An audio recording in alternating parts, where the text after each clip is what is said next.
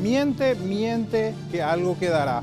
Dice uno de los 11 principios de Joseph Goebbels, ministro de propaganda de lo que fue el imperio nazi. Es prácticamente lo que resume hoy lo que es la prensa para muchos. Mentir, desinformar. ¿Cuál es el verdadero rol que cumple la prensa? ¿Es la opinión publicada lo mismo que la opinión pública? Hoy en Confrontado estaremos hablando de este importantísimo rol que es la de informar. Bienvenidos a Confrontados.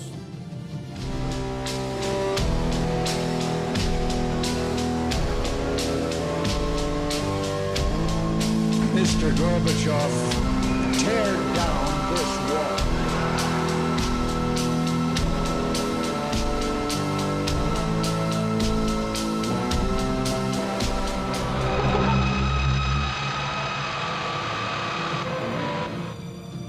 Muy buenas noches, familia, ¿cómo están?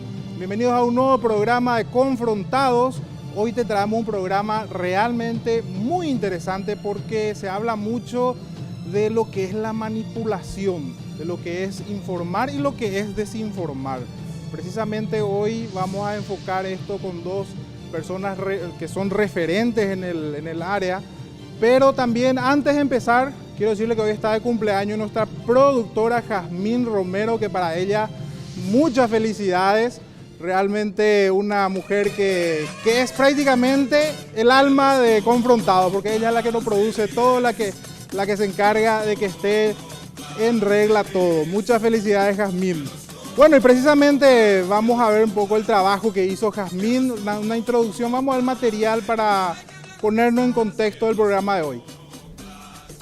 El comportamiento de la prensa desde su origen se ha vuelto objeto de análisis. El campo de la comunicación se extiende ampliamente y la prensa cada vez adquiere más fuerza para influir en la opinión pública. El cuarto poder, capaz de construir o destruir toda una élite política, presente o no, es la primera en informar los hechos de interés público. La prensa se ha vuelto portavoz de la sociedad, enemiga de muchos políticos y víctima de muchas censuras, así como es manipulada por varios intereses económicos, incluso siendo esta cómplice. Cambiaré la impresión que tiene esta ciudad de mí.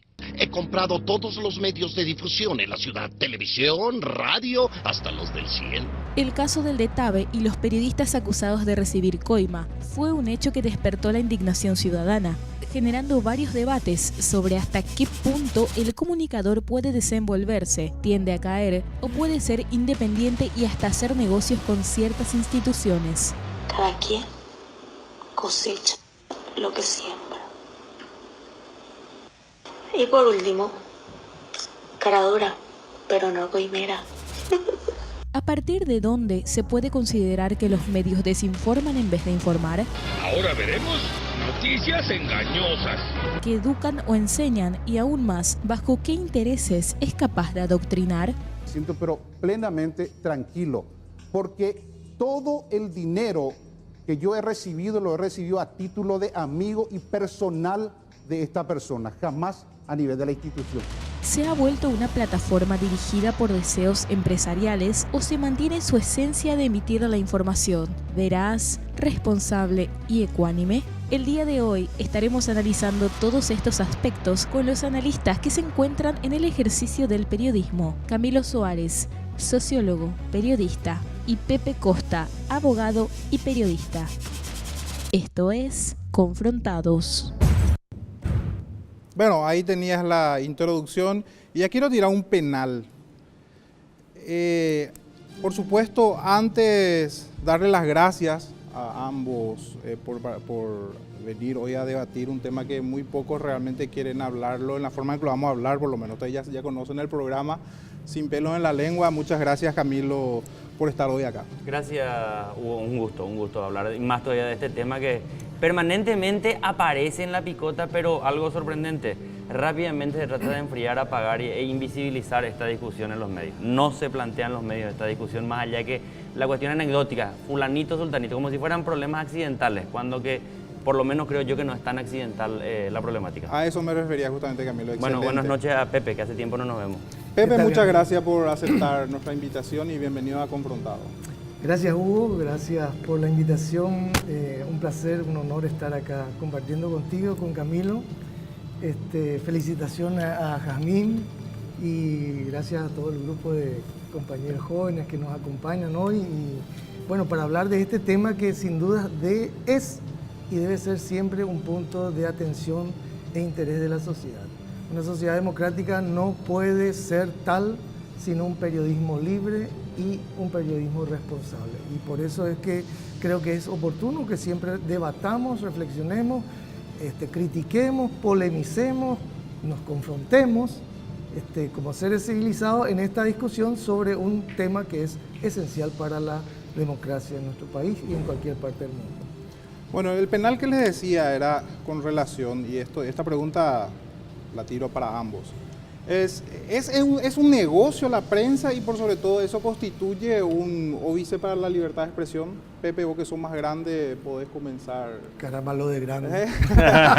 O la barba por lo menos te delata. No, pero sí. No, pero sí. Tengo el placer, por ejemplo, de conocer a Camilo, de cuando yo ejercía el periodismo en el diario Última Hora y era un joven intrépido. Cuando los dos éramos más chicos. Sí, exactamente. Pero él se iniciaba en el gremialismo estudiantil y bueno, a mí me tocaba, por ejemplo, cubrir el área de educación, de universidad, y él era ya todo un dirigente gremial revolucionario, por cierto. Bueno, pero de lo que planteabas, ¿es la prensa un negocio? Claro que lo es, claro que lo es. Y digamos, la actividad de la prensa en general ha sido concebido como tal, lo cual no quita la importancia de la existencia de la prensa como institución en una sociedad. De hecho, el derecho de la libertad de prensa que existe, y desde la filosofía liberal viene esto, tiene que ver con la posibilidad de que las personas tengan la oportunidad y la igualdad de poder dar a conocer sus ideas, de poder difundir informaciones, de poder recabar informaciones. Que una de las aristas de esa libertad de prensa es la posibilidad y la oportunidad de constituir medios de comunicación. Lo que pasa es que en nuestro modo de vida, en una sociedad donde la producción tiene que hacerse en base a cuestiones financieras y económicas, por supuesto que tienen que haber y hay medios de comunicación, prensa que trabajan como empresas. Entonces, ¿es un negocio? Sí es un negocio, lo cual no quiere decir que deba obviar o deba evitar su principal papel, que es dentro de la sociedad el facilitar información. ¿Por qué existe la prensa y por qué existe el periodismo? Porque hay un derecho humano a la información que debe ser sostenido, promovido, acogido y servido por una institución y por unos profesionales que son la prensa y los periodistas. Y lo segundo, ¿constituye ese negocio un obstáculo para la libertad de expresión de los periodistas? Bueno, centrándonos en los periodistas, porque se habla mucho de que te bajan la línea y no podés contradecir esa línea que te bajan. Puede ocurrir, y de hecho ha ocurrido y ocurre siempre. Lo cual nos habla de que esta, como otras actividades humanas, es una actividad donde hay una permanente tensión entre la libertad y la represión de esa libertad. Vos lo conocés más que nadie. Entonces, no es la única actividad humana que funciona de esa manera, pero lo que sí tenemos que tener conciencia, todos los ciudadanos, es que el trabajo a favor de la libertad, la actividad, la lucha cotidiana a favor de la libertad es la que nos va a llevar a tener una prensa cada vez más servidora de la sociedad, un periodismo cada vez más servidor de la sociedad y no de intereses sectarios, económicos, financieros, políticos o ideológicos, nada más. Camilo, me interesa mucho tu respuesta, especialmente porque te suelo ver que criticas justamente esta ideología digamos, del capitalismo dentro de la prensa. O sea que, para vos, ¿un empresario puede constituir un obstáculo para la libertad de expresión de los que trabajan dentro de la prensa? Vamos a la respuesta sencilla y después a la explicación. Sí, puede, en condicional, lo que no significa que necesariamente va a constituir. Ahora, la pregunta es, ¿puede? Sí, claro que puede. Vamos a ver el caso nuestro, paraguayo nada más. Cómo en los últimos años nosotros vimos un crecimiento exponencial de la cantidad de medios de comunicación, instrumentos de comunicación. Sin embargo, se da un movimiento contradictorio de una hiperconcentración de la propiedad de los medios. Hoy si uno hace un mapeo de los medios, hay un montón, pero hay 4 grandes jugadores en el mercado de los medios. El Grupo Sucolillo, que tiene periódicos impresos, radios, digitales, televisión. El Grupo Viersi, que tiene radios, periódicos, diarios, televisión, etc. El Grupo Cartes y el llamado Fantasma González, que no sé por qué le dicen fantasma, parece que porque no se le conoce, que es propietario de varios canales de televisión.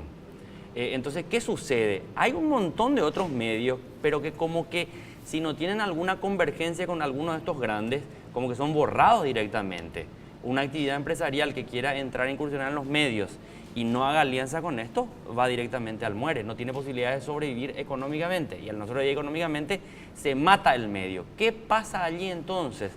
Pasa que si uno analiza quiénes son los propietarios de estos 4 grupos, va a ver que ninguno de los propietarios es periodista. Ninguno de ellos trabaja en la comunicación como su actividad principal, profesional. Y es más, probablemente estos 4 grupos no tengan en sus dispositivos comunicacionales su principal creación de lucro, fuente de ganancia. ¿Para qué utiliza entonces la familia Sucolillo su gran dispositivo de medio de comunicación, o la familia Viersi utiliza como una protección de su agenda política y económica que nada tiene que ver con sus medios? Uno ve algunos medios y dice, ¿será que pueden mantener estos salarios y toda esta logística simplemente con la venta de publicidad? Y uno ve que la publicidad muchas veces es de sus propias empresas y categóricamente no. Están defendiendo su agenda política y económica. ¿Está mal eso? No, no está mal eso. Es normal y es natural en una sociedad democrática que suceda así. Lo que está mal es seguir sosteniendo ese mito que son imparciales, son neutrales, no defienden intereses, y no contarle a la gente desde dónde uno está parado relatando los hechos. Porque si uno dice, bueno, yo estoy en contra que se le grave impositivamente a las gaseosas o a las bebidas alcohólicas porque mi negocio está vinculado allí, pero no tratar de presentar eufemismos de que no, pero la recaudación, esto, lo otro y compañía. O sea, vamos a decir claramente, nosotros no estamos de acuerdo porque hacemos este negocio. ¿Cómo sucede en otros países? Y nadie se asusta y nadie está inadvertido en eso. El problema es que en esa pelea entre gigantes, los trabajadores de la comunicación, los que hacen la prensa día a día, tienen que moverse con un cuidado extremo. Porque probablemente son 5 o 6 personas las que podamos, y yo hablo como trabajador en relación de dependencia, decir todo esto. Muchos otros no pueden o simplemente ni se les ocurre hablar del tema porque pueden poner en riesgo su propia fuente de trabajo. Excelente. Bueno, así estamos arrancando desde el panel. También doy la bienvenida a Norman, también para que nos cuente cómo podés participar a través de las redes. Norman, ¿cómo estás? ¿Cómo estás, Hugo? Buenas noches también a los invitados de hoy, al panel, al staff de universitarios que se encuentran también allí. Queremos invitarle a la gente que se sume un poco a la transmisión. Estamos en RCC TV en Facebook, estamos en Instagram y también estamos en Twitter, donde nos pueden encontrar en @RCCPI. Allí tenemos un sondeo que ya lo vamos a tirar en breve. La pregunta dice si estás de acuerdo con que la prensa representa confiabilidad. Esto es lo que queremos consultar hoy a las personas para ver si la gente cree todavía en el cuarto poder o ya no. También tenemos un número de WhatsApp, el 0981-740349. 0981-740349. Allí las personas pueden escribirnos o dejarnos audio para poder ir pasando y así hacer más entretenido el debate. Ya, muchas gracias, Norman. Bueno, y a la par de lo que decía también Camilo, Pepe, hay una cuestión ideológica también detrás, ¿verdad? O sea, que cuando se critica el corporativismo, las grandes empresas que hay detrás, pero ¿cuál es la otra opción? ¿Es válido que el Estado, por ejemplo, acopie tantos medios o sencillamente tenga un solo medio, como el caso de Cuba, por decirlo así? Entonces, ¿cuál sería una mejor opción? ¿Tener gigantes que controlen sus propios intereses y laven el cerebro de la gente con relación a sus intereses, o que haya un Estado omnipresente en materia de prensa? Obviamente que la opción de la inserción del Estado en la actividad del periodismo, de la prensa, a lo largo de la historia se ha visto que ha terminado en una dictadura de la prensa. Sí, no ha habido ninguna inserción del Estado que haya terminado en un hecho, en un fenómeno que podamos decir esto es válido y esto es posible. La posibilidad de que el Estado invierta para la existencia de medios públicos es, hasta si se quiere, admisible y deseable como una manera de contrarrestar estos mecanismos de concentración mediática en poder de grupos financieros, grupos económicos, grupos políticos.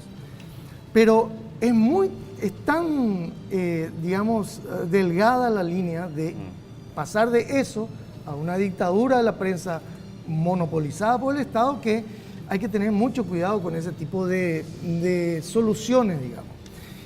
Hay ejemplos donde de alguna manera se han tenido en el mundo posiciones relevantes y deseables. Por ejemplo, la BBC de Londres es un órgano, una televisión pública, un medio público que funciona de una manera bastante abierta, democrática, si se quiere, pero son casos muy aislados.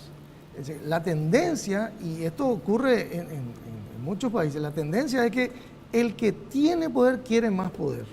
Y si tiene poder mediático, lo quiere más. Y la otra tendencia es que aquellos que no están en el poder mediático e incluso llegaron al poder político, y tenemos acá un ejemplo, como se ha tenido en otros países, quieren necesariamente llegar a ese otro cuarto poder, como se decía ahora, y que es el poder mediático. Tenemos acá lo que ha ocurrido con Carter, que desde un poder financiero, de un poder en la economía de las empresas tabacaleras, saltó al poder político y no contento con ello, hoy está metido en el poder mediático y con un alto nivel de concentración. Ya lo señalaba perfectamente la descripción que hacía Camilo. En Italia, ¿qué hemos visto? Alguien que viene del poder mediático al poder político. Y así sucesivamente. Entonces, vamos a lo que en las teorías originales de la democracia siempre se da. Lo mejor para la democracia es dividir el poder. Porque cuanto mayor concentración de poder hay o posibilidad de concentración, menor posibilidad de que haya un régimen, un sistema democrático y una oportunidad más abierta para todos. Ahora, ¿esto es compatible con la realidad actual en nuestro país o en cualquier parte del mundo? Y no podemos escapar al análisis de que los medios necesitan una fuerte inyección financiera. Ahora, ¿qué es lo que se vino a sumar en los últimos años que no teníamos hace 20 años, desde cuando venimos hablando de esto, de la concentración mediática y de todo eso? ¿Qué es lo que se ha sumado en el panorama para hacer el análisis? Internet y las redes sociales, que son, como diría Mafalda, quizás la hormiga no puede descarrilar a un tren, pero sí puede llenarle de ronchas al que conduce el tren. Totalmente. Y las redes sociales están actuando de alguna manera como una especie de contrapeso. Es decir, mucho la palabra contrapeso, pero de alguna manera mucha gente se está informando a través de las redes sociales. Y ello mismo trae consigo otra vez otro problema, el problema de las fake news. Ya, correcto. Hugo, Sí. con relación a lo que planteaba Pepe, yo no sé si es que es deseable cuando uno analiza las cosas decir cuál modelo, este modelo o el otro modelo, porque te restringe pues a una oposición maniquea de bueno versus malo. No es y posible. me parece que no es deseable la tendencia hacia la que camina nuestra sociedad de una hiperconcentración de la propiedad de los medios en intereses económicos, pero tampoco es deseable ir al otro extremo de la hiperconcentración de la propiedad de los medios en propiedad del Estado. ¿Estás de acuerdo con un eclecticismo? No, no es eclecticismo. Ok, pero ¿qué hacer con eso, Camilo, Bueno, por ejemplo? Yo no tengo una solución yo tampoco inmediata, tengo, pero por ejemplo, vos decías el caso de la BBC o el caso de la Deutsche Welle, hay varias experiencias que, digámosle, pueden servir como parámetros donde el Estado invierte en medios públicos, pero que esos medios públicos lo que hacen es ser jugadores dentro de todo un mercado mediático para tratar de equilibrar las informaciones. Ok, Punto. y el otro, digamos, la otra solución o intento de solución que ya viene probado por algunas sociedades es que el Estado actúe como un regulador de esa concentración Así mediática. es, sí. Pero hablando siempre de los medios que ocupan el espectro electromagnético, no de la prensa escrita. Sí, te iba a decir otra eso cosa. porque no... Sí, los estados que han probado, de alguna manera han podido, por lo menos, morigerar Así mismo. el mecanismo de Una concentración. sociedad, Vos una no sociedad estás de Y acuerdo. acá no tenemos eso. ¿Vos no estás Es de el- acuerdo con la propiedad privada de los campos electromagnéticos, como decís? Yo estoy de acuerdo con la propiedad privada, así como estoy de acuerdo con que cita Espacios po- radioeléctricos. Claro, estoy de acuerdo con que haya una concesión del Estado a empresas privadas, así como también a grupos o espacios comunitarios del uso. Pero eso puede pasar lo que en Venezuela, así como le dio, le sacó de un Ok, tirón. pero tiene que haber un ente regulador. Ahí no podemos transigir. El ente regulador va a seguir siendo el Estado. Así, porque no tenemos otra forma de organizarnos. Pero, por ejemplo, Francia, Alemania, Suecia, Estados Unidos, Canadá, el espectro electromagnético también es propiedad del Estado y se hacen concesiones. La regulación y la concesión se pueden discutir. Lo que a mí me parece que el Estado tiene que intervenir es evitar una concentración de la propiedad. Por ejemplo, que un solo propietario tenga 4 o 5 canales de aire. Es una locura.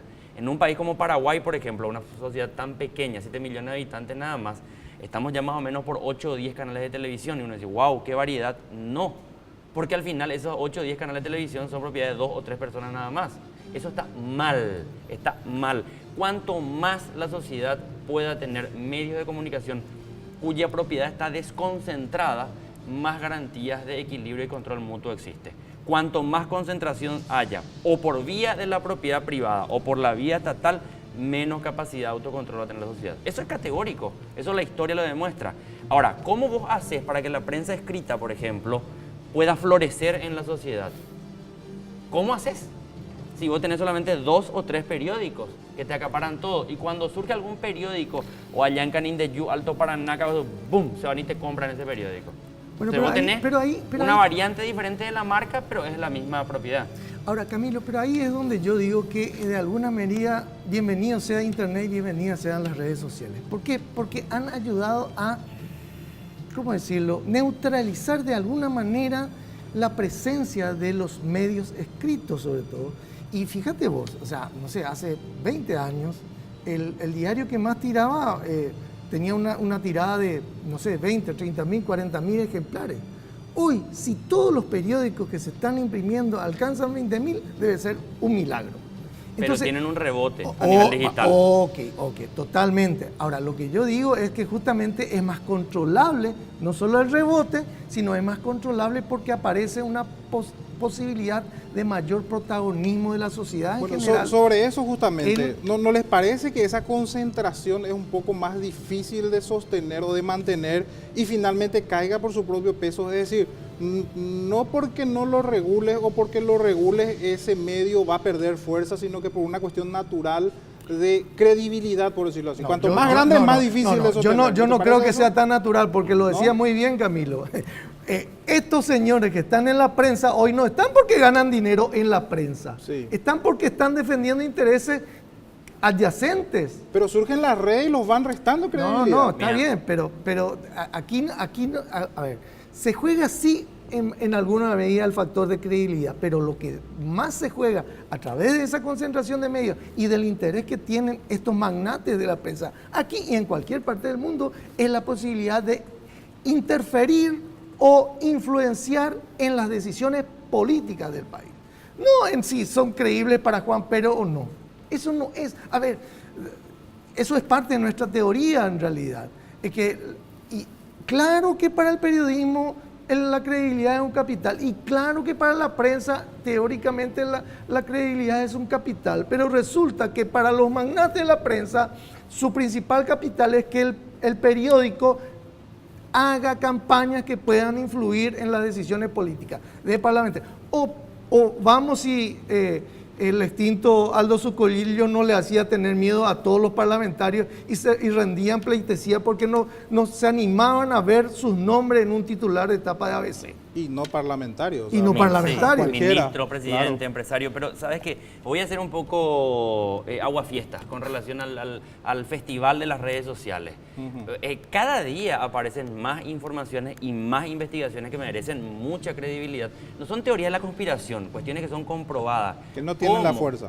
cómo, no, tienen una fuerza inclusive cada vez más grande, pero cómo las propias redes sociales tienen un patrón de manipulación brutal, pero todavía inclusive peor que los medios tradicionales. La cuestión que se conoce, que se escucha como los algoritmos, que están los algoritmos, que es un mecanismo de selección de información de acuerdo al segmento de público que consume eso, lo que está haciendo es exacerbar los guetos, exacerbar los pequeños grupos que se retroalimentan. Entonces lo que es tu prejuicio termina siendo tu creencia de que es la verdad. Hay una cuestión que le llaman los sesgos de adaptación, los sesgos de rechazo, que son mecanismos inconscientes del ser humano. Que, a ver, el ser humano no es consciente de todo lo que hace, de todo lo que gusta, y eso no es un invento de ahora. Eso se sabe, vos presentabas, decían los nazis. Bueno, los nazis eran expertos en conocer cómo vos tocabas la fibra más irracional del ser humano para meterlo en una lógica colectiva. Así funciona la publicidad. Entonces las redes sociales, conocedoras de ese principio, lo que hacen es lo siguiente: hacerte creer que tu realidad particular es la realidad general. Si nosotros hacemos una prueba y decimos lo siguiente, a ver un poco, ¿qué hay en tus redes sociales, Hugo? ¿Qué hay en tus redes sociales, Pepe? ¿Qué hay en tus redes sociales, Camilo? Lo más probable es que tengamos contenidos diferentes. Pero nosotros estamos convencidos que lo que está en mis redes sociales está en las redes, en todas. Y es mi realidad particular. Winchester, en el límite de tu lenguaje es el límite de tu mundo. Mira, las redes sociales generan una ficción de pensar que tu mundo es el mundo, cuando que el mundo es mucho más grande que el tuyo. Entonces hay una manipulación todavía mucho más perjudicial a partir. Además, las redes sociales son propiedad privada de empresarios multimillonarios. Ni Sucolillo, ni Bierzi, ni Carti juntos llegan al 10% de la riqueza de estos propietarios. Bien, así arrancamos Confrontados. Terminamos aquí con el primer bloque. A la vuelta tenemos más debate que se está poniendo cada vez más interesante. No te muevas que ya volvemos.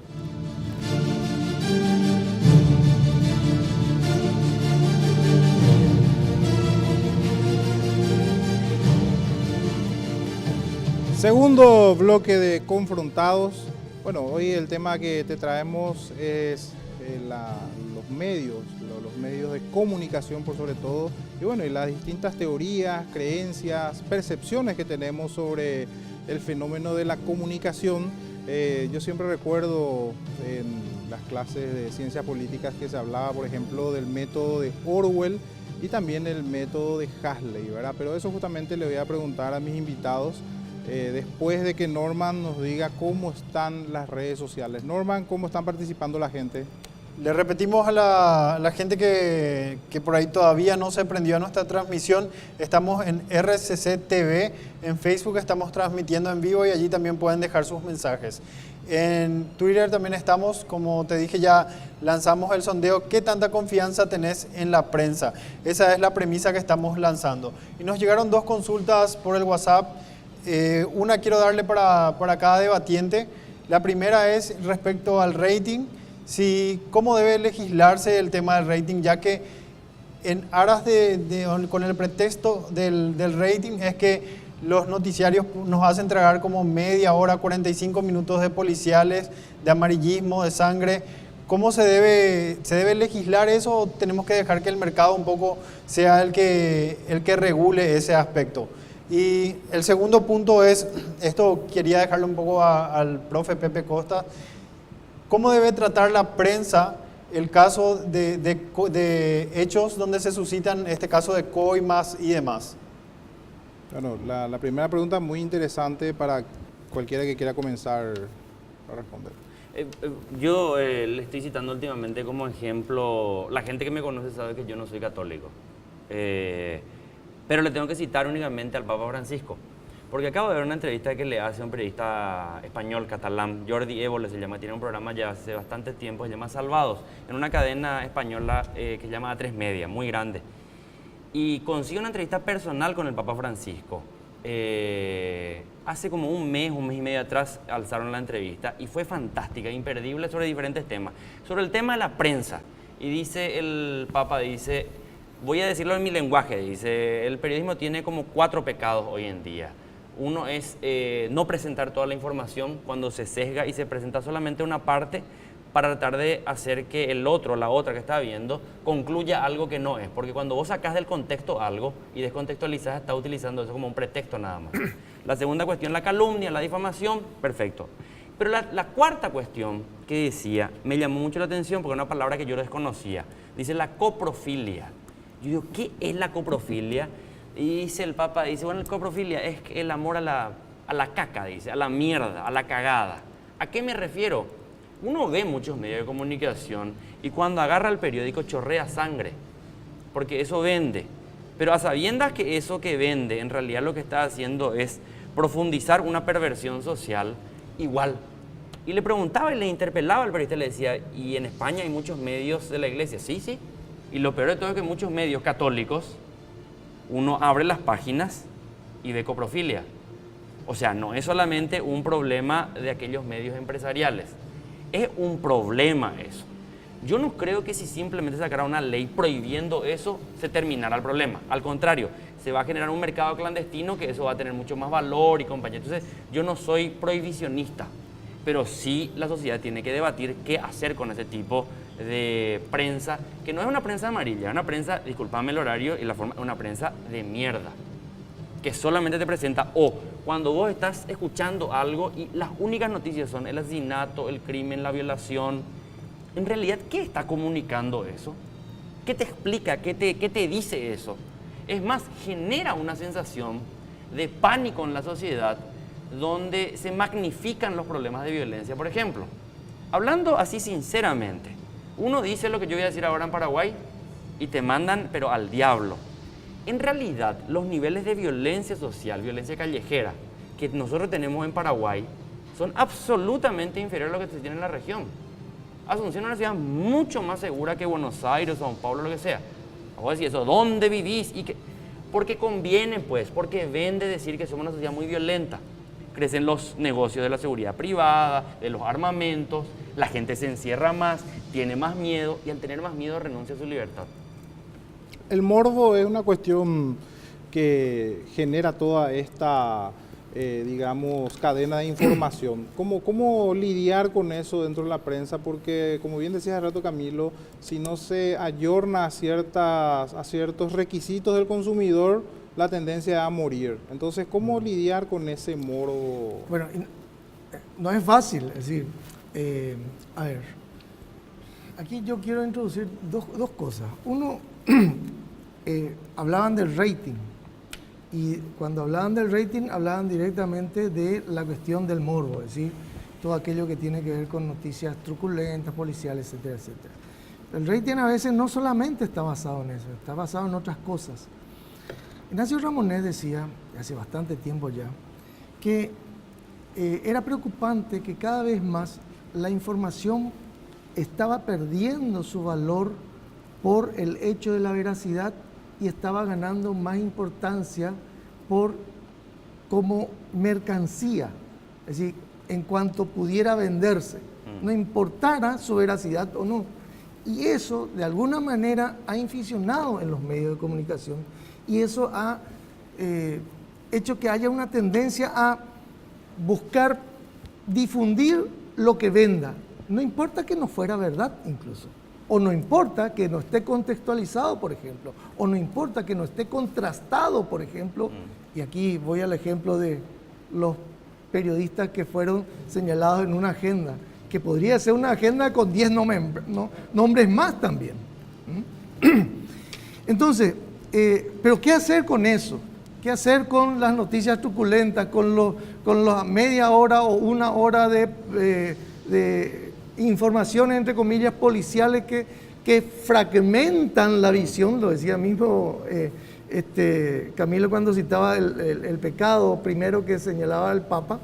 Cuando la visión está fragmentada por ese tipo de cosas, cuando uno está frente a la televisión, por ejemplo. Sartori es uno de los principales estudiosos que hizo, que dijo que la televisión y el periodismo en general muchas veces fragmenta, nos da una visión fragmentada. Giovanni Sartori. Giovanni Sartori, que nos da una visión fragmentada y eso es un peligro para la sociedad. Ahora, ¿qué hacer con eso? Ir a la ley y hay que tener muchísimo cuidado y yo sería favorable a no actuar con acciones represivas ni prohibitivas, como ya señalaba también Camilo. ¿Y por qué? Porque esos suelen ser los inicios de luego La plataforma. restricciones más fuertes y más absolutas a la prensa y al periodismo. Entonces, ¿cuál es el problema que hay de base en eso? No son los medios, son nuestro gusto. O sea, ¿por qué? Porque somos una sociedad, si hay un periodismo coprofílico, es porque El consumista. lamentablemente hay consumo de eso y lamentablemente ese consumo deviene, y aquí vamos a tocar un tema demasiado amplio ya para tratarlo en un debate hoy, y podemos tratarlo durante 10 años también. Hay una cuestión subyacente que es el tema de la educación. Es decir, cuando tenemos una sociedad que ha sido deseducada, no educada, es más, ha sido, se ha evitado crear una sociedad crítica para hacerla una sociedad Disculpame, sumisa. pero ese mismo patrón vos ves, por ejemplo, en países que están muy educados, en, no sé, Inglaterra, por decirlo así. Yo veo igual de mala A ver, esa prensa ahí. siempre va a haber público para eso, no va a dejar de haberlo, pero las tendencias no van a ser las que tenemos hoy día. Ya. Acá hasta, y hagamos rápidamente nomás, hasta los canales de televisión o los medios que creíamos, entre comillas, serios, tienen que entrar en esa tónica, porque si no, pierden rating. Ya, bueno. Y ahí está el otro problema, hacer periodismo por el rating. Ok, bueno, ahora vamos a tener la participación de los chicos que hoy nos están visitando, son estudiantes de periodismo, la mayoría de ellos. Vamos a comenzar contigo, Kevin, ¿tenés una pregunta? Sí, Camilo, mencionaste los medios digitales, que en estos últimos tiempos los medios digitales locales se han multiplicado. ¿Hasta qué punto vos o cómo evalúas el desempeño que tienen ellos? Porque ellos sí tienen la libertad de ofrecer una perspectiva distinta de la realidad social, porque no pertenecen a un bloque de poder económico. Pero ¿hasta qué punto realmente ellos hacen esto o simplemente tratan de jugar la contra, digamos, contra los medios más grandes? ¿Cómo ves estos medios locales? Hubo en los últimos años un crecimiento bastante importante de medios digitales, pero difícilmente todavía puedan decir que pasaron la prueba de mantenerse en el tiempo. Si tienen 4, 5, 6 años de vigencia, podemos decir que se están estabilizando. Hay un problema, muchos de los medios digitales empiezan con mucho ímpetu de mucha gente que quiere presentar algún tipo de comunicación diferente o informaciones que sean una alternativa a lo que circula en los medios grandes, digámosle. El problema nomás es que después esas mismas personas que hacen ese medio digital tienen que vivir, tienen que comer, tienen familia, tienen deuda, tienen que laburar y no les da el cuero para seguir manteniendo el medio digital. Entonces como que ese medio digital fue una especie de romance de verano. Todavía están a prueba los medios digitales a ver si son sostenibles y sustentables. Hubo medios digitales que tuvieron muy buena producción, de hecho los hay ahora mismo, pero digámosle, todavía son muy efímeros. Vamos a ver si es que resisten.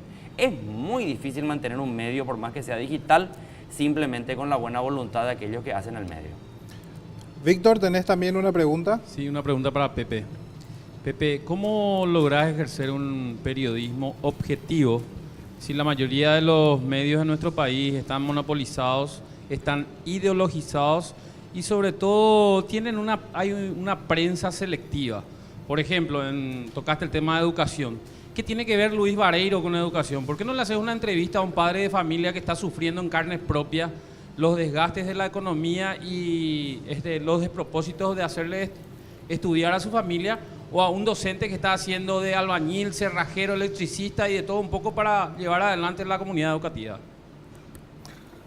Bueno, a ver, ejercer el periodismo no es fácil, en general no es fácil, mucho menos va a hacerlo en esas circunstancias que vos estás diciendo, pero peor aún sería en circunstancias y que hemos pasado y hemos ejercido de periodismo muchos han sufrido la persecución en carne propia y tenemos también mártires del periodismo, cuando el periodismo se ejerce en un estado absoluto, en un estado absolutista, en un estado totalitario, o cuando el periodismo por lo que investiga, por lo que informa o por lo que ayuda a abrir los ojos de cierta sociedad, es perseguido por grupos fácticos, grupos de poder, como por ejemplo la mafia. La mafia en nuestro país nos ha dado mártires periodistas, más de casi una veintena de periodistas que han caído asesinados. Y en países como México y Colombia esto es pan de casi todos los días. La peor forma de censura para el periodismo es la muerte, es el asesinato, es el homicidio. Y esa es una realidad en el mundo y en nuestra región y también en nuestro país. Entonces, no es fácil hacer periodismo y hay mucha gente que se anima a hacerlo, sin duda alguna. El estar en medios que tienen intereses económicos, financieros, políticos o ideológicos no significa necesariamente que uno deba dejar de hacer periodismo, deba dejar de intentar cumplir aquellas razones éticas de la deontología periodística, que es, por ejemplo, contrastar las informaciones. La base de un periodismo ético es lo que un gran periodista y dueño de un medio dice siempre, Humberto Rubín: escuchemos las dos campanas. Esa es una de las bases fundamentales del periodismo ético. Escuchar las dos campanas, traer las versiones de todas las versiones existentes, dar el contexto, no fragmentar la visión de una noticia. Entonces, podría ser muy romántico lo que estoy diciendo quizás, pero esas son las condiciones en donde se da el periodismo y en donde se debe ejercer el periodismo y las condiciones con las cuales se debe ejercer el periodismo. Claro que van a aparecer los martillazos, los golpes, etcétera, etcétera. Pero bueno, estamos en eso. Y lo que podemos exigir es que tengamos un periodismo cada vez más comprometido con la sociedad y con los valores éticos de la profesión, para que no ocurran cosas como las que nos lamentamos de ver periodistas que se venden al dinero fácil, periodistas que agachan la cabeza por conveniencia, o periodistas que se suman, o medios que se suman a campañas que son absolutamente que buscan desprestigiar a enemigos, etcétera, etcétera, por encima de lo que significa un hecho real o la veracidad de una información. Rodrigo, ¿tenés una pregunta también? Sí. Mi pregunta va para la mesa. La información que siempre se transmite suelen ser frecuentemente exclusivas para un cierto sector o suelen ser proporcional para una figura o razón social o política. Si entendiste la pregunta, pues... ¿Puedo volver a reiterar? A ver, por favor. Sí, la información que se transmite suele ser exclusiva o suele ser proporcional para un cierto una cierta figura, ya sea social o política, una figura influyente en lo social o política. A ver, voy a ver un poco por donde yo consigo entender el planteamiento. Yo digo, hace ya 5 años, sin darme cuenta, estoy trabajando en medio de comunicación, estoy trabajando en relación de dependencia. Todas las virtudes que hay en la sociedad civil, aquellos que son albañiles, ingenieros, médicos, desempleados, todas las virtudes y todos los defectos que tienen esas personas también están en la prensa. Aquella creencia de que la prensa está por encima del bien y el mal y criticar a la prensa es atentar contra la libertad de expresión, me parece muy autoritario, porque muchas veces uno le critica a la prensa por algún sesgo que tiene y dice, no, vos estás en contra de la libertad de expresión. Mentira. Porque ¿acaso que un periodista no es criticable? ¿Y acaso que un medio también no puede ser objeto de la crítica? Y no necesariamente sea ir contra la libertad de expresión. Otra cosa es que se le quiera cerrar al medio o castigar, lo que sea. ¿Por qué digo todo eso? Porque en los medios también hay un sesgo de selección de la información, de la noticia. Algunos medios, dependiendo de cuál es su interés, privilegian más cierto tipo de noticias que otras noticias. Pero también en los medios hay un sesgo para elegir quiénes son los entrevistados. Entonces uno hace un recorrido en los periódicos y va a ver quiénes son los famosos analistas que siempre hablan en tal medio, o los economistas que hablan en tal medio, o los expertos en tal cosa que hablan en tal medio. Y vos decís, la pucha, pero son los únicos. No, hay como una especie de sinergia entre aquellos entrevistados y lo que quiere escuchar o la corporación mediática, o el periodista, o el propietario. Entonces la entrevista siempre. Y se potencian incluso algunas figuras. Algunas figuras que, si no tuvieran esa palanca mediática... Las famosas publinotas que le dicen que tiene que pagar. No. Que se elige y se selecciona a algunos a quien apalancar.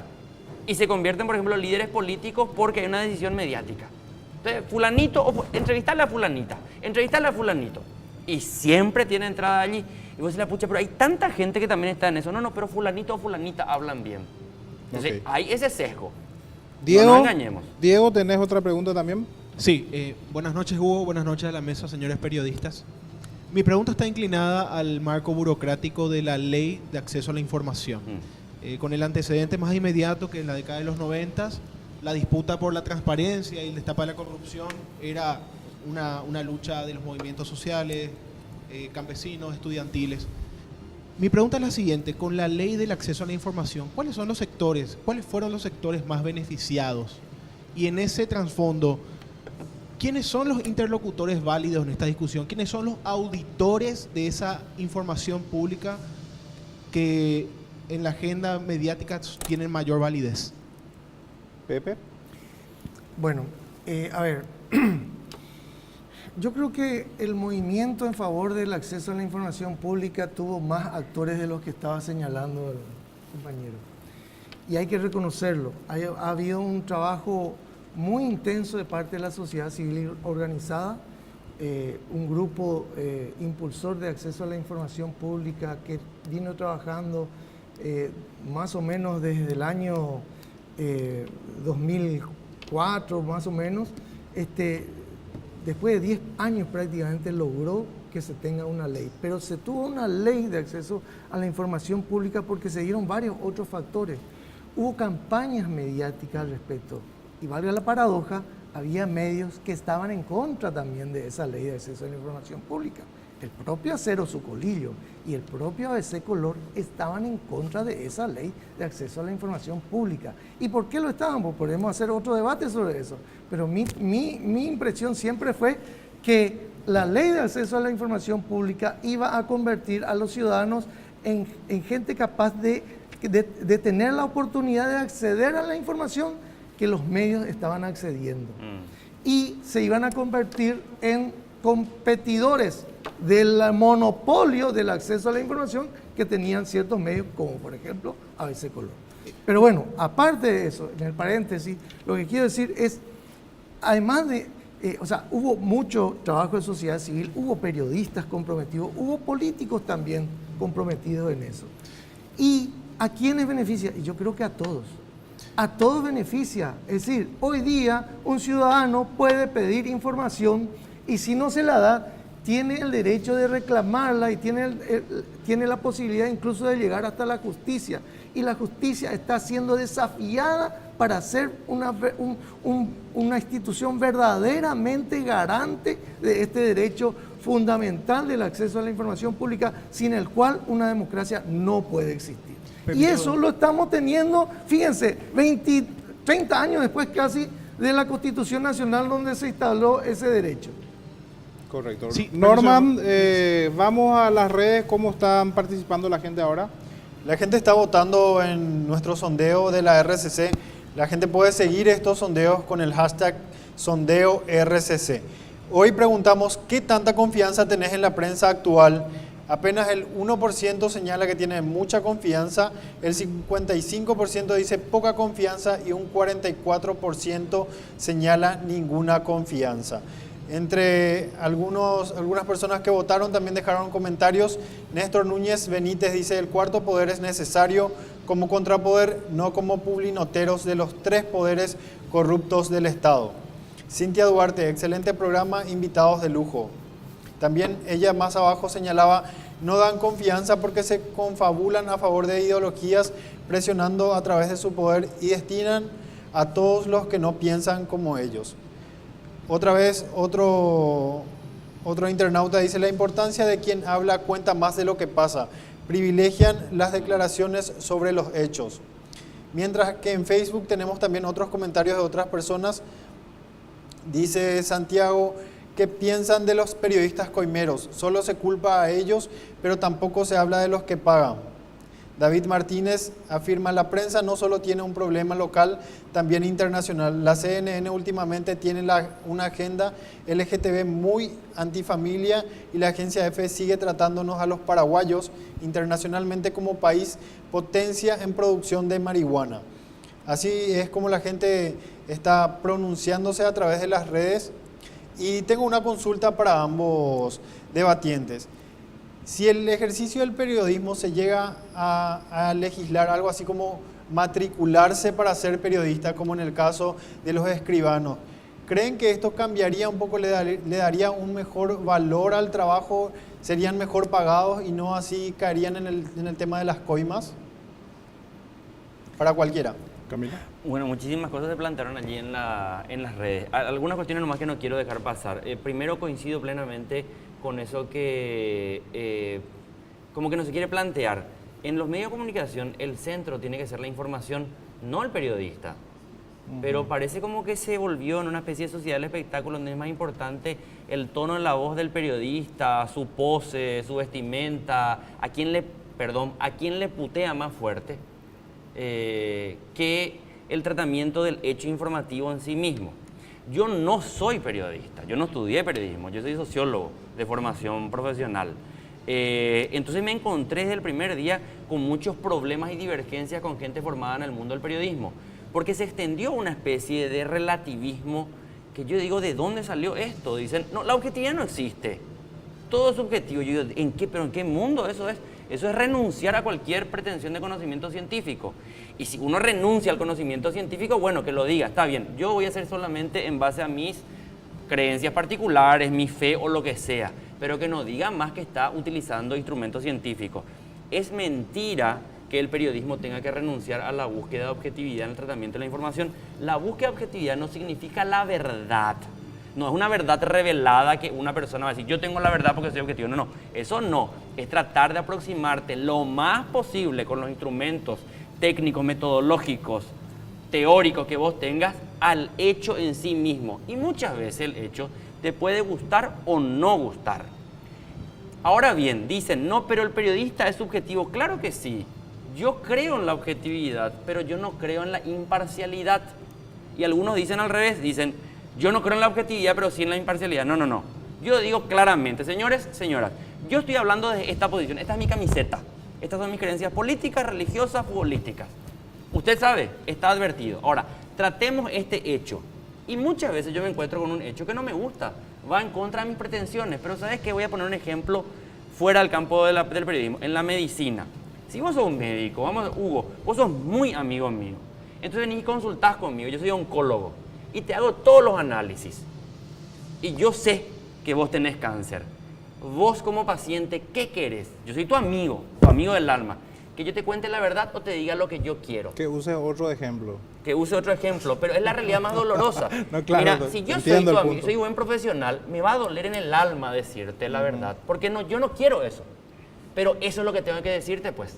Entonces en el periodismo estamos obligados a decir aquello que no nos gusta, con sinceridad y decir, no me gusta esto, pero esto sucedió. Difícil eso. Es muy, pero hay que decirlo. Y Pepe, el hecho de que tengas un cartón, un título, como decimos, ¿va a mejorar o tenemos que sacarle a lo que no tienen título de los medios? Porque hay una especie de rivalidad también, vemos. Ok, a ver, voy a llegar a eso, pero permitime partir de esto. Hace un poco tiempo hice una encuesta con colegas periodistas de diferentes medios, cogiendo a aquellos que tienen funciones más gerenciales, digamos, en el manejo de los periodistas, en el manejo de las informaciones, y que obviamente tienen mayor experiencia. Y una de las consultas que hacía este grupo de periodistas, de colegas, era ¿cuál creían ellos que era el requisito esencial que para ejercer la profesión de periodística que debían tener los jóvenes que ingresan en la profesión? ¿Cuál era lo esencial que veían? Y le daban una serie de opciones. Y un 44% de los encuestados dijeron que era tener sentido crítico ante los hechos. Y en segundo lugar, fíjate vos, con 33%, integridad y ética periodística. Lo de manejo de las técnicas de redacción, lo de hacer buenas entrevistas, estaban muy por debajo. Pero esos dos factores esenciales para estos periodistas que manejan gente, que manejan periodistas, que manejan la información, que manejan los medios desde el punto de vista periodístico, eran lo esencial. O sea, para que alguien ejerza. Entonces, y voy mezclando con lo que me planteaba y lo que planteaba Norman. En primer lugar, nuestra Constitución ya garantiza que para el ejercicio del periodismo no es necesario tener ningún tipo de autorización. Y esto deviene de la pésima práctica que había en la dictadura, donde la dictadura daba permiso, no solamente para hacer o sacar medios, sino para ejercer el periodismo, la locución, etcétera, etcétera. Entonces, y nuestra Constitución incluso fue, se establece en la Constitución esta garantía que en otros países no está constitucionalmente garantizado, y a partir también de una decisión de la Corte Interamericana de Derechos Humanos, donde establece que el ejercicio del periodismo no puede ser encuadrado dentro de un cartón universitario, dentro de una licencia profesional o con lo que sea. Entonces, va a ser mejor periodismo teniendo cartón o no teniendo cartón. Yo no creo eso, porque tampoco existe eso en otras profesiones donde sí se exige el cartón. Entonces, no es el cartón el que va a hacer que tengamos mejor periodismo. Lo que va a hacer, y parecería romántico, que tengamos mejor periodismo es que vayamos a las bases éticas de la profesión, que seamos críticos, que usemos todos esos estándares éticos que las universidades nos muestran. Y aquí voy a hacer un paréntesis: hay universidades que ni siquiera lo muestran, para decirnos así tiene que funcionar el periodismo idealmente. No es posible lograr la perfección, como no es posible lograr la objetividad en su excelsa expresión, pero bien, sí hay que trabajar en eso. Muchas gracias, Pepe. Así estamos finalizando el segundo bloque. Vamos ahora a una pausa. A la vuelta estamos con más Confrontados.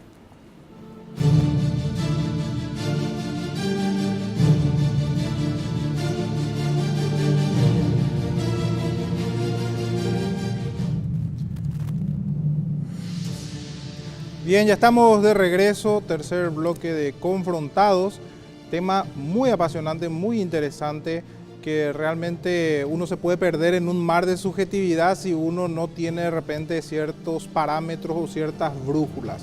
Es muy interesante, especialmente porque la prensa posiciona, destruye, desinforma y también, por supuesto, informa. Bueno, en este mar de subjetividades para muchos, entonces estamos nadando hoy y tenemos la compañía, la presencia de dos analistas de primer nivel.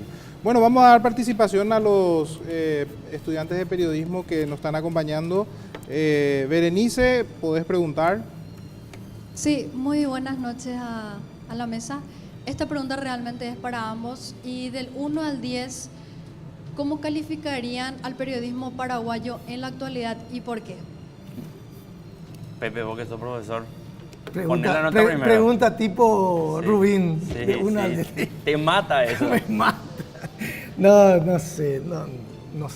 Tendría que pensarlo muchas veces. Pero sí puedo decir que es un periodismo que necesita necesita abrevar más, insisto, y parece una perogrullo, abrevar más en las aguas de la ética periodística. Porque ahí vamos a encontrar los periodistas, el periodismo, la prensa, el molde en el cual tenemos que funcionar para servir realmente a la sociedad y no para servir a intereses ajenos o servir a nuestros propios egoísmos. Una vez escuché algo sobre el tema, sobre el punto nomás. Yo una vez escuché que dijeron que Paraguay tiene una prensa que es un caos y que por eso es una de las mejores prensas que hay. ¿Qué sentido encontraba eso? A ver, no sé a qué se habrán referido. Sí, por eso me pareció muy extraño. Yo entendí algo de que, bueno, por lo menos no hay control y eso es un síntoma de que no la prensa, no me refiero a los periodistas, a la prensa en sí. De que es una lucha infernal y que eso lo hace lo que pasa, a ver, nosotros hemos vivido, así como hemos vivido la época de la dictadura, hemos vivido una explosión, digamos, de libertad en general y entre ellos la libertad de prensa. Ahora, por ejemplo, estamos salvaguardados de tener mecanismos legales que nos restrinjan en general, a pesar de que ha habido intentos, puesto bajo ropajes supuestamente de buenas intenciones, ha habido intentos en algún momento. Pero, ¿qué es lo que pasa? ¿Qué parte del ejercicio del periodismo y de la prensa es donde estamos, me parece, peor en ese sentido, y que es un caos, pero no es un caos constructivo? Es el tema de los medios del espectro electromagnético. O sea, en radiocomunicación lo que tenemos es que hay demasiada cancha abierta para que jueguen los intereses de los factores de poder económico. Y no hay regulación de parte del Estado que permita una mayor igualdad de acceso, como dice la Constitución, a la explotación del espectro electromagnético. Entonces, yo creo que eso nos falta. Y en general a los periodistas nos falta todavía ejercer, somos autocríticos en realidad, pero no dejamos de tener ciertas actitudes corporativas muchas veces. Y ciertas actitudes corporativas que evitan que seamos realmente servidores ante la sociedad. Y uno de los detalles que estaba diciendo Norman, no sé de dónde sacó esto de que la confianza de la prensa cada vez está peor. Cuando hacían en los años 80 el CIR, estas encuestas de opinión, habían dos instituciones que salían allá en el tope de la confianza de la ciudadanía. Por debajo allá los partidos políticos y el Parlamento. Y por allá arriba la iglesia y la prensa. Hoy día, si hacemos eso, yo creo que vamos a estar muy por debajo. La siguiente pregunta, Guille, y después también Camilo podés responder sobre la primera pregunta. Guille. Buenas noches. Yo quisiera hacerle esta consulta. ¿Cuál es el futuro de la democracia a partir de la hiperconcentración de medios? Y si la prensa es el reflejo de la economía paraguaya en cuanto a concentración. Sí, bueno, nosotros estuvimos hablando más o menos sobre el tema al principio, pero yo soy un convencido que cuanto mayor concentración de la propiedad de los medios, menor calidad democrática vamos a tener. Y tenemos que resistir como sociedad. Si no podemos resistir porque el Estado no tiene la capacidad o la voluntad de tratar de incidir en eso, por lo menos como sociedad civil, estar advertido, ser consciente y tratar de construir espacios que puedan difundir otro tipo de ideas. Es muy peligroso, repito, ambos polos de concentración atentan contra la democracia, o que todos los medios sean propiedad estatal o que todos los medios se concentren en pocas corporaciones. O sea, así como nosotros tenemos estados autoritarios que controlan el contenido de la prensa, la circulación, también tenemos estados presuntamente democráticos que los magnates de los medios de comunicación después se convierten en presidentes y producen un descalabro. O sea, un caso muy conocido, el de Silvio Berlusconi en Italia. ¿Y qué pasó con la democracia italiana? Tuvo una degradación que en los últimos años, incluso ahora está gobernado por sectores que van incluso contra los propios principios de la Italia democrática. Entonces, cuidado, es muy peligrosa la concentración de la propiedad. Ahora bien, ¿qué hacen los trabajadores y trabajadoras de la prensa? Por eso voy a retroceder un poco al tema de las notas. A mí nunca me gusta poner notas porque me parece muy injusto. Porque cuando se dice cómo le calificas a la prensa y qué aspecto de la prensa, la propiedad, los trabajadores, la calidad informativa, la calidad técnica, hay demasiados aspectos y sería injusto poner una sola nota. Ahora bien, dentro del periodismo paraguayo, y hablo como una persona que no soy de profesión periodista, hay mucha gente que hace esfuerzos pero gigantescos por tratar de ir más allá de aquello que es inmediatamente vendible, de la empanada calentita, y te ofrece alguna comida diferente.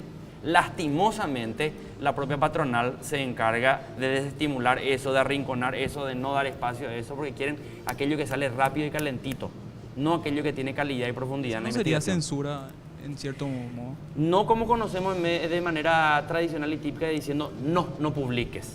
Emilio, sí, tenés una pregunta. Emilio, ¿quién es Emilio? Adelante, Emilio, adelante. Bueno, antes que nada, muy buenas noches. Bueno, mi pregunta es la siguiente. ¿Ustedes creen, como hace 40 años atrás, no existía la libertad de prensa que existe hoy en día? No existían las redes sociales como Twitter, Facebook e Instagram. ¿Cómo hubiese sido la repercusión en esos años si las redes sociales hubieran existido en ese entonces? ¿Cómo creen ustedes que hubiese sido eso? Bueno, hace 40 años en dictadura, ¿sí? En dictadura. Okay. Exactamente. Hace 40 años en dictadura no hubiese existido la libertad que tienen hoy las redes sociales, aunque hubiera existido Internet. Y el ejemplo está en China o en Turquía, donde las redes sociales están absolutamente controladas. O en Cuba, donde Internet es un lujo para algunos y es absolutamente reprimido para cualquier tipo de ideología que no sea la oficial. Entonces, a ver, sin hacer esos ejercicios de realismo mágico, como acostumbra decir cierto periodista, yo creo que analizar la realidad actual, y cuando yo hablaba del tema de las redes sociales, no me refería tanto a los medios digitales, sino al uso de las redes sociales por parte de las personas, de Juan Pérez, de Julián González, de Josefina González, etc. El uso que dan y cómo eso está impactando o no en la forma de comunicarse y en la forma de informarse. Ahí es donde tenemos que centrar la mirada, no tanto como algo que va a neutralizar todo el espectro de la concentración mediática, sino como algo que podría contribuir a abrir un poco más las puertas de la comunicación y de la información. Y en eso también los periodistas y la prensa, pero sobre todo los periodistas, tienen un particular trabajo que hacer. ¿Por qué? Porque todos los ciudadanos nos hemos convertido a través de las redes sociales, Twitter, Facebook, en virtuales periodistas que difundimos información y recogemos información. Pero aquellos que en teoría deberían conocer cómo hacer eso y hacerlo con los estándares éticos y profesionales son los periodistas y los que nos tienen que ayudar a que la selección de la información sea correcta a la hora de separar la paja del trigo, separar las fake news de las noticias verdaderamente contrastadas y comprobadas, por ejemplo. Sí, sobre eso también, Camilo, yo creo que tiene que ver también con el principio de Moore. O sea, que la tecnología está avanzando tanto que algunos dicen que va a terminar matando los medios tanta información, que tiene que ver con la pregunta de Emilio. No, yo siempre dije eso. Ese es un prejuicio que se tiene desde la antigüedad de que la tecnología va a reemplazar a. Y pasa lo mismo con el mundo del trabajo. O sea, vos podés robotizar todo, pero allá al final siempre hay una persona que aprieta un botón. Ludismo. O sea, intentar ir contra el desarrollo tecnológico, porque eso es una tontería. Porque finalmente lo que los medios tecnológicos, redes sociales, hacen es potencializan más el mensaje. Pero ¿quién produce el mensaje? El mensaje no produce la máquina o las redes sociales. Es como, por ejemplo, esa confusión que se dio cuando allá hacia 2010, 2011, empezaba todo ese movimiento llamado la primavera árabe en el norte de África y se decían, el Twitter tumbó a Mubarak, el dictador egipcio. El Twitter no tumbó nada. Fueron los mensajes que se canalizaron a través del Twitter lo que facilitó mucho más. Excelente. Pero siempre alguien produce el contenido y alguien produce la información. Sandra. Buenas noches, esta pregunta va para ambos. El señor Camilo habló de la censura, más bien la autocensura sería, y esto ocurre mucho en Paraguay, por el hecho de que los principales medios de comunicación están en manos solamente de 4 personas. ¿Qué opinan de la autocensura de un periodista? El problema de la autocensura que va por parte del periodista tiene que ver con su supervivencia inmediata. Se dio una precarización de las condiciones laborales de los trabajadores de prensa brutal. Porque sucede pues lo siguiente, se abren cada vez más universidades, públicas o privadas, que te escupen cada año 40, 50, 60 jóvenes de 22, 23 años que terminaron la carrera y la expectativa es, bueno, conseguiste un laburo, tenés ya tu título, ya estás trabajando y vos te vas a buscar y te rebuscás y te dan lo que hay. Si vos llegas a reclamar algo, te salís de la simpatía de aquel que es tu jefe directo.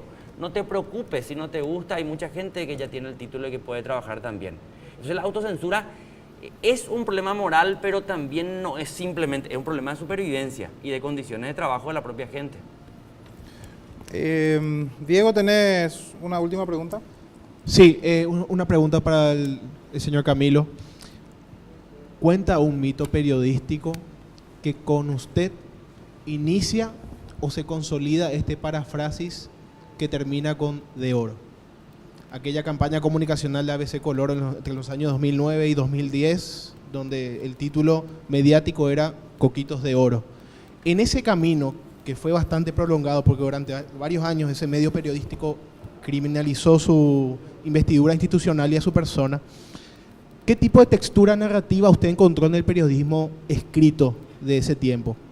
Seguramente habrá accedido a esas publicaciones, o en todo caso preguntarle si es que llegó a realizar algún análisis de discurso de esas publicaciones. ¿Qué tipo de textura narrativa encontró? Yo vi, leí, analicé, pero me sorprendió mucho que se va una chica que me busca por redes sociales, no recuerdo ni siquiera el nombre, y me dice que me estaba buscando, quería entrevistarme. Y yo me decía, ¿de qué me quiere entrevistar? Después me encuentro con ella y me dice, mi trabajo de tesis de graduación de la Universidad Nacional es sobre el caso Camilo Suárez Coquito de Oro. Le dije, hizo un recuento estadístico de cuántas tapas me dedicó ABC Color en el año 2010. Fue una brutalidad. Hasta ese momento fui la segunda persona con mayor cantidad de tapas de ABC Color desde la caída astronauta en el día. El primero era Juan Carlos Galaverna, en un solo año. Era una desproporcionalidad absoluta. Pero allí pues viene la cuestión. Está bien, es derecho del medio de comunicación a hacer todas las investigaciones, sostener lo que quieran. Pero, por ejemplo, el periodista que sostenía esa investigación, hizo esa investigación, fue después echado del diario ABC Color. Fue echado de ese color porque se le pilló apretando y coimeando. Claro, es fácil pues reclamarle al periodista las caras que nosotros veíamos recién que se le acusa de coimero porque aparece en una agenda. Pero ¿por qué los dueños de los medios de comunicación no salen a decir hicimos esta investigación y por esto le sacamos a un periodista estrella de investigación? ¿O por qué a veces los medios de comunicación simplemente por querer quedar bien le echan nomás a algunos periodistas sin hacer una investigación a profundidad? Porque si se le desvinculó a un periodista tienen que decirle al público por qué le desvincularon.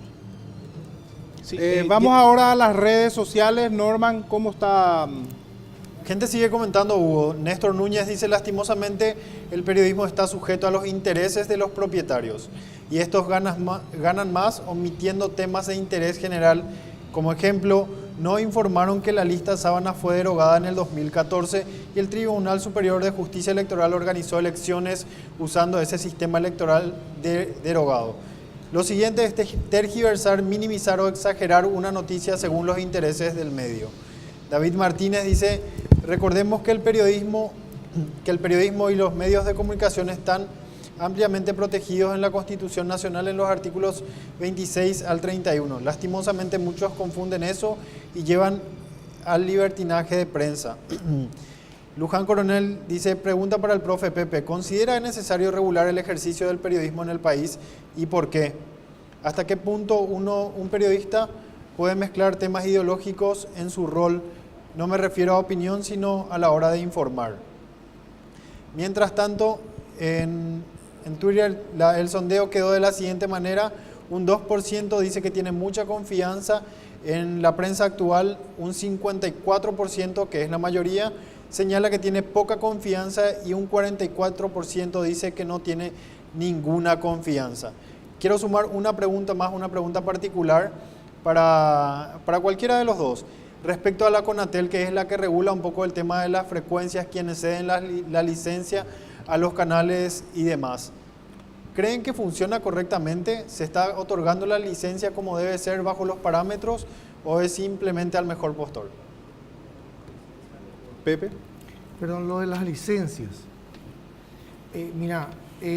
Yo creo que aquí ese es un ámbito donde la sociedad, las organizaciones, la sociedad en general y las organizaciones de la sociedad civil en particular debieran poner mayor mirada y atención. CONATEL está jugando un partido muy aislado y poco controlado en esto del espectro electromagnético, partiendo ya de una normativa que es flaca, endeble, y siguiendo con un mecanismo de concesión y reconcesión de frecuencias que no es nada claro. No voy a entrar en detalles de eso, pero lo único que puedo decir, y sigo sosteniendo, es que no hay un control de la ciudadanía respecto a eso. Y hay una cerrazón, una falta de transparencia en eso. Y eso hace que haya, ¿qué resultado? Resultado de concentración de medios, del espectro electromagnético en manos de políticos, en manos de empresarios, en manos de grupos empresariales, de grupos políticos, etcétera, etcétera. Cantidad de presidentes seccionales, dirigentes políticos barriales o de ciudades o de departamentos que están a cargo de pequeñas, grandes, medianas emisoras de FM, AM, etcétera, etcétera. Y ahora también de canales de televisión. Camilo, habías dicho hace rato que, bueno, de repente un dueño de algún medio dice, bueno, anda a posicionarme a esta persona. Pero ¿qué hay de los posicionados, pero que quieren entrar en la política y que han sacado rédito de eso? De repente estamos hablando ya hoy de una Menchi Barrio Canal que está buscando ser presidenta o presidente del Paraguay. Caso de Mario Ferreiro, que llegó a la municipalidad. Hoy tenemos a un Vareiro que está ocupando un cargo donde se va a decidir sobre la educación, a pesar de que es muy cuestionado por algunos sectores también. Entonces, ¿cómo de repente ves ese fenómeno de periodistas que vienen a políticos? Estaba escuchando la encuesta y los resultados de la encuesta. Si nos dejamos llevar por la encuesta, más o menos el 98% no confía en la prensa. El contrasentido nomás es que se declara eso, pero posteriormente se sostiene todo el relato que viene en los medios de comunicación. O sea, yo no confío en la prensa, pero después vos compartís en tus redes sociales los titulares de la prensa. Y sin beneficio de inventario, vos replicás nomás lo que sostiene el titular de la prensa. Y es el titular, porque ni siquiera se lee la información, es el titular de la prensa y ya, punto, pum, se sentencia allí. Entonces, por más que parezca un contrasentido, hay inconscientemente una credibilidad hacia los periodistas y la prensa, se le ve como una especie de... ellos están queriendo informar, están queriendo contar la verdad y se aprovechan de eso. Mira, yo no veo un problema con que un periodista quiera incursionar en política, así como un médico, un abogado o lo que sea. Tiene que decirlo nomás. El problema es cuando vos no decís y cuando la gente te mira inadvertidamente y no sabe que dentro de 3 meses vos lanzas tu candidatura. Contá, decí y que la gente saque sus conclusiones. Acá el problema no es de regular tanto y ponerle tantas cortapisas a la gente, sino que es contar nomás la verdad y que Tengo la una gente pregunta para ambos. con toda la información decida. Se da el fenómeno inverso de políticos que vienen al ámbito del periodismo Sí. sin que se personalice. Pero, pero de políticos que vienen al ámbito del periodismo como una especie, a ver, no quiero personalizar, pero como una especie de santuario para mantener la actividad pública. Y hay muchos casos. A Camilo le acusan mucho de eso, por ejemplo, claro, con mucha honestidad, ¿verdad? Bueno, sí, no, claro, por supuesto. Solamente que yo tengo que decir, cuando vos tenés esta profesión y esta profesión te da de comer, entonces, bueno, y tenés que comer y mantener la familia. Bueno, que claro, no obvio, pero bien, lastimosamente se nos va el tiempo y en el redondeo te puedo dar tampoco yo estoy en desacuerdo con ellos. No, absolutamente. Bueno, lastimosamente el tiempo se nos va. Les voy a pedir un redondeo a cada uno que no se exceda de 1 minuto. Vamos a comenzar contigo, Camilo, ya que comenzamos con Pepe hace rato. Bueno, este tema es un tema que me parece que más que buscar unas respuestas finales o definiciones finales, es bueno colocarse preguntas. Me parece que estamos más en un momento de colocarnos incertidumbres con respecto hacia dónde va la prensa y su relación con la democracia, que tratar de responder ya hoy.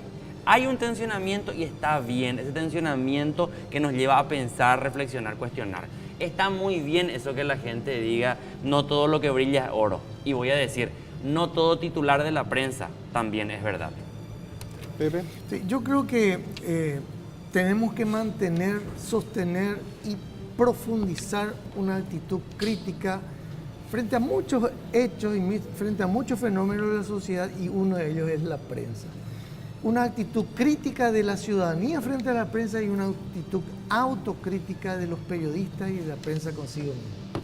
Y en esa actitud yo creo que uno de los elementos sustanciales que nos puede ayudar a encontrar por lo menos un camino y una luz allá al final del túnel es, insisto, lo que venía diciendo, es volver a brevar sobre las bases éticas de nuestra profesión. Es decir, por algo existen las deontologías profesionales, porque son el deber ser románticos quizás, pero nos muestran el camino real para cumplir el objetivo de la profesión. Si no, sencillamente estamos tergiversando, estamos bastardeando la profesión periodística y la la presencia y el servicio que debe prestar la prensa en la sociedad democrática. Muchas gracias, Pepe. Bueno, así teníamos hoy a dos grandes referentes del sector del análisis. En este caso estuvimos analizando el rol de la prensa, si informa, si desinforma. Esto es lo que hoy te trajimos, también la participación tuya ahí en tu casa a través de las redes. Siempre queremos darle el espacio a todos, como bien decía de rato Pepe, las dos campanas. De eso se trata precisamente Confrontado. Bueno, vamos ahora a una pausa, a la vuelta ya estamos para cerrar el programa del día de la fecha.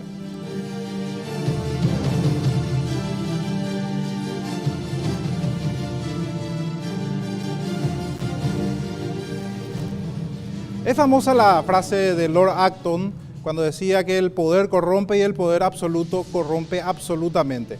Cuando hablamos de prensa también hablamos de poder y es muy conocida también la dicotomía en este sentido de cómo controlar ese poder o cómo sacarle mayor ventaja incluso a ese poder. El caso de Orwell, que decía que el prohibicionismo era una buena forma de lavar el cerebro o de restringir ciertas informaciones.